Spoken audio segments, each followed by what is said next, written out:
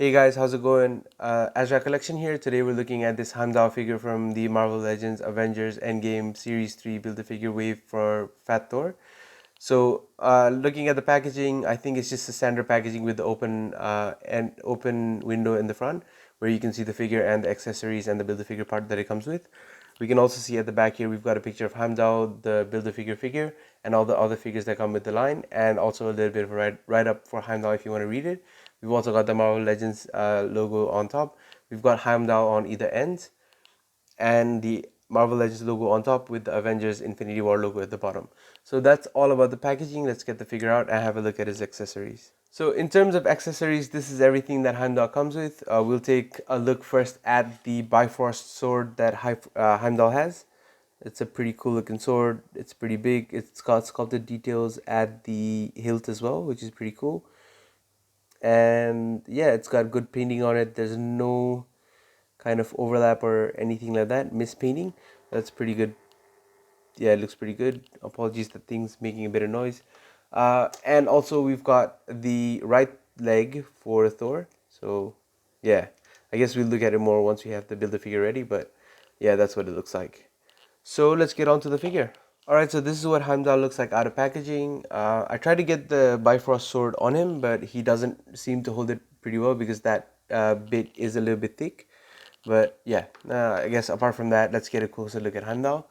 So in terms of face sculpt, that's a pretty decent figure, man. Like that's done really well. He does really look like Idris Elba from the movies. Yeah, the hair has a lot of texturing and detail going on, so that looks pretty good. The robe is a bit invasive. You can't do anything when it's on, but you can remove it really easily once you take the head off. So that's what he looks like without the robe, and that's pretty cool. He's also got that battle scar. I think that's what happens when Hela invades Asgard, and then something happens to him, and then he's on the run with all the other villagers. But yeah, so the details on him is pretty good. He's just got like a tank top on that's kind of textured, which is good texturing. There's good musculature going on, but he does look a little bit skinny. There's another gash over here, so he probably got injured during the fight or something like that. Yeah, with the robe on, he definitely can't hold the Bifrost sword, but yeah, it's still too big for him because it's thick from the side as well, but oh well. The pouches on him are sculpted pretty well. This is a floating piece, so you can move that around. That's good. Yeah, everything looks pretty good on him. There's not much else on going on, like in terms of on the pants. They just look like regular pants, but there's a little bit of sculpture here and there. And the boots look pretty, they look standard, but they look pretty good. So it's a very monotone kind of color on this figure. It's got like, it doesn't have that much vibrancy, but yeah, it's still a good looking figure. So let's get to his articulation. Alright, so in terms of articulation, Heimdall can look up, look down, and that down that much, up that much. Rotate his head. There's a little bit of pivot and good rotation. So in terms of his abs, he got the diaphragm joint that can go that far front. That's not that much, and that far back. And this is obviously without the rope, so it's a little bit better.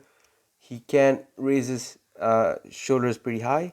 It's pretty good. There's bicep swivel, double joint in the elbows, and that's pretty good, man. That's a pretty good sorry, that's a pretty good elbow. In terms of the wrist, it can rotate, hinge back and forth. He doesn't have any torso articulation, so he's no waist swivel. He can do the splits pretty well. He can kick up that far forward, which is pretty good. Not that much far back because of the sculpted butt. He's got the thigh cut, double joint in the knees, which is pretty good. No boot cut, but he's got leg articulation, feet articulation, where he can go not that far back, but he can go down a lot, and he's got good ankle pivot. So yeah, that's decent articulation. Alright, so let's compare Heimdall to the baddie of the movie. This is Hela. This is what she looks like standing up next to Heimdall. Hela is a bit taller, but I think that's what she looked like in the movie. She was a bit bigger than at least as tall as Thor and Loki in the movies. And this is the Build-A-Figure from that wave, and this is the Ragnarok Hulk, and he pretty much is bigger than everybody else, which is, I guess, expected. So that's what Hulk looks like next to Heimdall.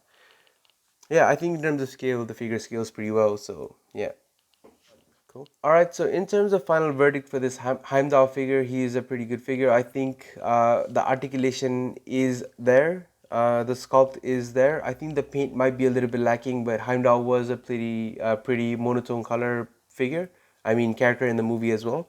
The Bifrost sword is a little bit too big, but I think that's what it's supposed to look like in the movies as well. He does scale well, and the head sculpt is very accurate to Idris Elba.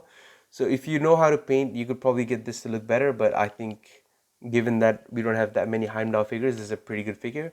And if you do get the chance, you will have a good representation of Heimdall in your collection from the movies. So I think it's a worth figure to spend money on. But yeah, people might have different opinions. And I think for me, having this figure just to complete the Build-A-Figure Thor line, it's worth it in itself. So I would definitely recommend this figure, but I'm not sure if that's what everybody would prefer.